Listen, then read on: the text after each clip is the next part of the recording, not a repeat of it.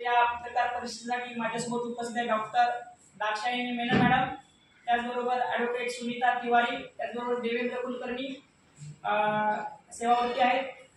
या सर्वांच्या उपस्थितीमध्ये आणि आमच्या संस्थेचे अकाउंटंट प्रफुल्ल पालांडे देखील या ठिकाणी पत्रकार परिषदेसाठी उपस्थित आहेत। त्याचबरोबर या क्रिएटिव्ह चित्रकला स्पर्धेसाठी ज्यांचं विशेष सहकार्य मिळत आहे असे केसी महाविद्यालयाचे NSS विभागाचे विद्यार्थी, त्याचबरोबर सिद्धार्थ महाविद्यालयाचे विद्यार्थी या पत्रकार परिषदेमध्ये उपस्थित आहेत। सर्वांचं मी पुनश्च एकदा मनपूर्वक पत्रकार परिषदेमध्ये स्वागत करतो। तर सर्वप्रथम टच या संस्थेची मी माहिती देण्यासाठी डॉक्टर दाक्षायणी मेनन मॅडमला विनंती करतो की त्यांनी टच संस्थेची माहिती द्यावी। नमस्कार। टचचा अर्थ आहे turning opportunities for upliftment and childhood. अर्थातच समाजातल्या जे वंचित मुलं आहेत, जे शिक्षणापासून वंचित आहे, अशा सर्व मुलांना शिक्षणाच्या मुख्य प्रवाहामध्ये आणणं। तर शहरी भागामध्ये त्याकरिता आमच्याकडे ब्रिज स्कूल आहे। त्या ब्रिज स्कूलमध्ये अनौपचारिक मेथडनी गाणी किंवा बाकीचे चार्ट्स वगैरे दाखवून त्यांना शिक्षणासाठी प्रवृत्त केलं जातं आणि पालकांच्या सहमतीने त्यांना शहरी भागातल्या म्युन्सिपल शाळेमध्ये नोंदवण्यात येतं आणि त्यांचं शिक्षण पुढे होतो की नाही, त्यांना जे काय साहित्य सहकार्य गरज असते ते सगळं आम्ही पुरवतो। त्याचप्रमाणे जे ग्रामीण भागामध्ये किंवा पाड्यामध्ये आदिवासी मुलं आहेत त्यांना सुद्धा शिक्षणाची गरज आहे। त्यासाठी आम्ही चाइल्ड डेव्हलपमेंट सेंटर म्हणजे बाल विकास केंद्र असे स्थापित केलेले आहे आणि तिथे आमचे सोशल वर्कर आणि त्यांचे इतर सहाय्यक जाऊन त्या मुलांना प्रवृत्त करतात आणि ती मुलं मग जवळच्या जिल्हा परिषद शाळेमध्ये हे होतात, ॲडमिशन घेतात आणि पुढचं शिक्षण पूर्ण करतात। पण काही मुलं घरी राहू शकत नाही, घराच्या आर्थिक परिस्थिती, सामाजिक परिस्थितीमुळे ते घरी राहून जेव्हा करू शकत नाही, तर अशा मुलांसाठी आम्ही कसारा येथे विहीगाव नावाच्या जागी बालग्राम आहे, तिथे राहायची सोय आहे। तिथे मुलांना सोशल वर्कर तसेच आई हे त्यांची काळजी घेतात। घरासारखं 8-10 मुलांचं असं सदनं आहे, म्हणजे इंडिव्हिज्युअल त्यांना अटेन्शन देता येतं आणि ही मुलं मग तिथून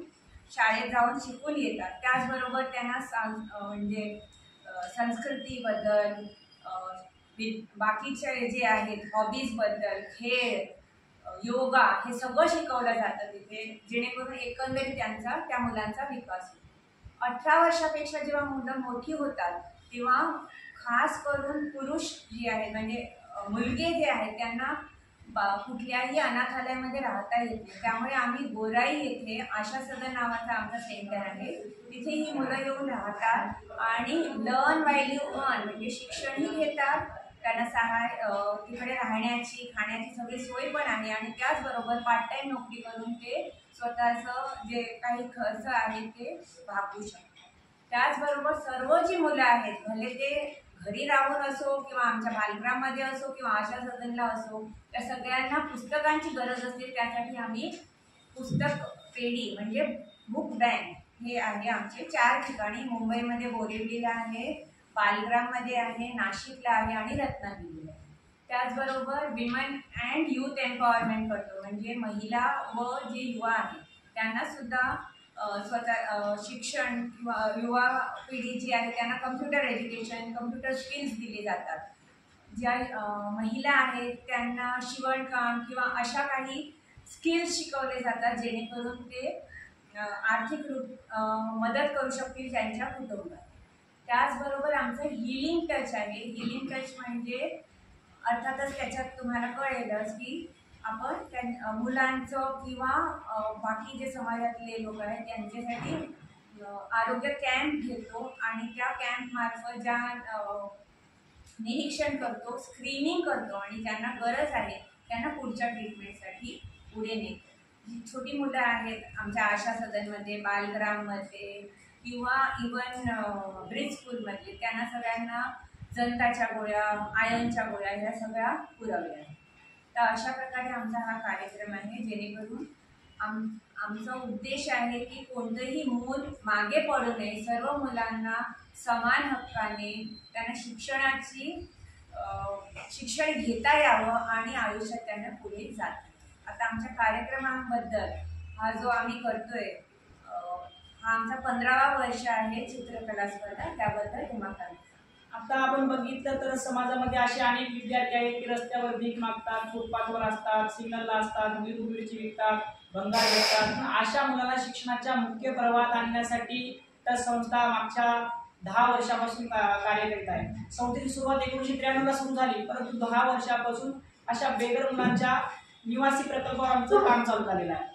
तर ही रस्त्यावरची मुले शिक्षणाच्या मुख्य प्रवाहात येऊ शकतात, मुलांमध्ये बदल घडू शकतो आणि मुलांमध्ये नाही तर मुलांच्या माध्यमातून त्यांच्या पालकांमध्ये पण बदल घडू शकतो. हा बदल त्या संस्थेने केलेला आहे आणि याच्याच माध्यमातून ह्या मुलांना पण वाटलं पाहिजे की मी स्पर्धा करू शकतो, मी पण इतर मुलं सर्वसामान्य मुलांप्रमाणे शिकू शकतो, पुढे जाऊ शकतो.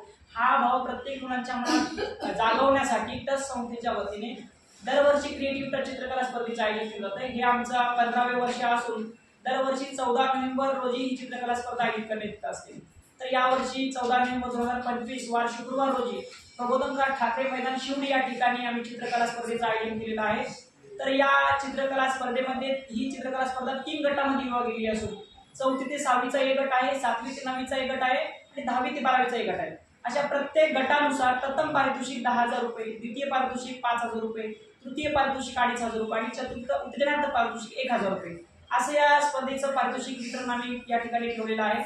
आणि या स्पर्धेच्या माध्यमातून विद्यार्थ्यांची सृजनशील कला जी आहे ती बाहेर यावी, त्यांच्या अंगातले जे उपजत गुण आहेत ते विद्यार्थ्यांना प्रोत्साहनपर व्यासपीठ मिळावं या उद्देशाने ही स्पर्धा राबवत असतो. रस्त्यावरील मुलांना सर्वसामान्य मुलांसारखंच जगता यावं, त्यांना पण स्पर्धा करता यावी इतर मुलांसोबत. त्यासाठी बेघर मुलं, शिक्षणापासून वंचित मुलं आणि जे सर्वसामान्य शाळेत जातात, शासकीय शाळेत जाणारे असतील, निमशासकीय शाळेत जाणारी मुलं असतील आणि खाजगी इंग्लिश मिडियमच्या शाळेत जाणारी मुलं असतील, या सगळ्या मुलांचं एकत्रीकरण व्हावं आणि ते सगळ्या मुलांनी एकाच व्यासपीठावर ही स्पर्धा करावी, जेणेकरून जे मुलं चांगल्या शाळेत शिकतात किंवा उच्च शिक्षण घेतात, इंग्लिश मिडियमला शिकतात, निमशासकीय शाळेत शिकतात, त्या मुलांना वाटलं पाहिजे की अरे हे गरीब समाजातले गरीब मुलं आहेत, माझ्यासारखं ह्या मुलांनी पण शिक्षण घेतलं पाहिजे समाजामध्ये, माझ्याप्रमाणे ह्या मुलांमध्ये पण चांगली गुणवत्ता घडली पाहिजे. म्हणून त्या मुलांच्या मनात त्या मुलांबद्दल एक आत्मीयता निर्माण झाली पाहिजे, एक त्यांना एक आपुलकी निर्माण झाली पाहिजे. रस्त्यावरच्या मुलांसाठी जे शिक्षणापासून वंचित मुलं आहेत अशा मुलांबद्दल त्यांच्या मनात आपुलकी निर्माण झाली पाहिजे. त्याचबरोबर ह्या जे मुलं शिक्षणापासून वंचित त्यांना वाटलं पाहिजे की मी ह्या मुलांसोबत स्पर्धा करू शकतो, माझी स्पर्धा ह्या मुलांसोबत मी उभं करू शकतो, मी सक्षम आहे आणि मी ह्या सगळ्या गोष्टीला स्पर्धा करू शकतो, मी चांगलं शिक्षण घेऊ शकतो. हा भाव जागवण्यासाठी आम्ही दरवर्षी चित्रकला स्पर्धेचं आयोजन करत असतो. मग हा भाव जागून त्या मुलांना एक प्रोत्साहनपर बक्षीस म्हणून आपण हे सगळं पारितोषिक वितरण करत असतो. तर या स्पर्धेची सुरुवात दुपारी 2 वाजता होणार आहे. 2 ते 3 विद्यार्थ्यांचं ज्यांची नाव नोंदणी आहे त्याची नाव नोंदणी होईल. 3 ते 5 या वेळेमध्ये मुलांची स्पर्धा होईल आणि 5 ते 6 असा हा वेळ मुलांचा कलेक्शनचा असे चित्र कलेक्शन असेल आणि त्या ठिकाणी जजिंग होणार. त्या या जजिंगसाठी जे कॉलेज ऑफ आर्ट्सचे परीक्षक तज्ज्ञ परीक्षक येणार आहेत आणि त्याचबरोबर 6 ते 7 आमचा जो टच बालग्राम निवासी प्रकल्प आहे जो विगावला स्थित आहे, कसाऱ्याजवळ 13 किलोमीटर अंतर आहे. तर त्या ठिकाणी जे निवासी म्हणजे जे बेघर मुलं मागच्या 10 वर्षापासून बालग्राममध्ये राहून शिक्षण घेत आहेत, त्या शिक्षण घेऊन आता चांगल्या पद्धतीने त्यांनी समाजामध्ये एक तग धरलाय आणि चांगल्या पद्धतीने शिक्षण घ्यायला लागले, त्यांच्यामध्ये सुधारणा घडली, त्यांच्या पालकांमध्ये सुधारणा घडली. तेच मुलं आपल्या या सर्व मुलांसमोर त्यांच्यामध्ये जे काही कलागुण आहेत, मल्लखांब असेल, लोक मल्लखांब असेल, सांस्कृतिक आपल्या भारत देशाची जी संस्कृती परंपरा आहे त्या संस्कृती परंपराचे जे एकत्रीकरणाचा मेळावा जो आहे ते सांस्कृतिक कार्यक्रमातून ते दाखवणार आहे. यासाठी आपण सर्वजण या ठिकाणी येतोच, पण त्या मुलांना एक व्यासपीठ मिळावं, त्या मुलांना लोकांसमोर आपलं सादरीकरण करता यावं, त्यासाठी आमचा हा सांस्कृतिक कार्यक्रम 6 ते 7 या वेळेत चालेल आणि त्यानंतर लगेचच मुलांना पारितोषिक वितरण करून या कार्यक्रमाची सांगता होणार आहे. हे पारितोषिक वितरण जे आहे तर त्यासाठी मिलिंदजी घैसार उद्योजक आहेत, ते या कार्यक्रमासाठी प्रमुख उपस्थित असणार आहेत. त्याचबरोबर श्रीमती संगीता धायगुडे माजी निवृत्त महापालिका आयुक्त आहेत, त्या देखील या ठिकाणी उपस्थित राहणार. त्यांच्या हस्ते मुलांना बक्षीस वितरण करण्यात येणार आहे. तर या संस्थेच्या ज्या क्रिएटिव्ह चित्रकला स्पर्धा आहे त्या मुलांसाठी जी चित्रकला स्पर्धा व्हायला लागली, शासकीय निमशासकीय सर्व शाळांच्या मुलांसाठी ही स्पर्धा होत आहे. 4थी ते 12वीच्या सर्व मुलांना मी आवाहन करतो त्या संस्थेच्या वतीने की त्यांनी या स्पर्धेमध्ये आपल्या मनापासून सहभाग घ्यावे, असे मी सर्वांना मनपूर्वक सगळ्यांचं अभिनंदन करतो आणि सगळ्यांना या नोंदणी करून या स्पर्धेमध्ये सहभागी होण्यासाठी पुन्हा एकदा टच संस्थेच्या वतीने आवाहन करतो. अशा पद्धतीने स्पर्धा खऱ्या अर्थानं पार पाडणार आहे. तर यासाठी आपण सर्वजण या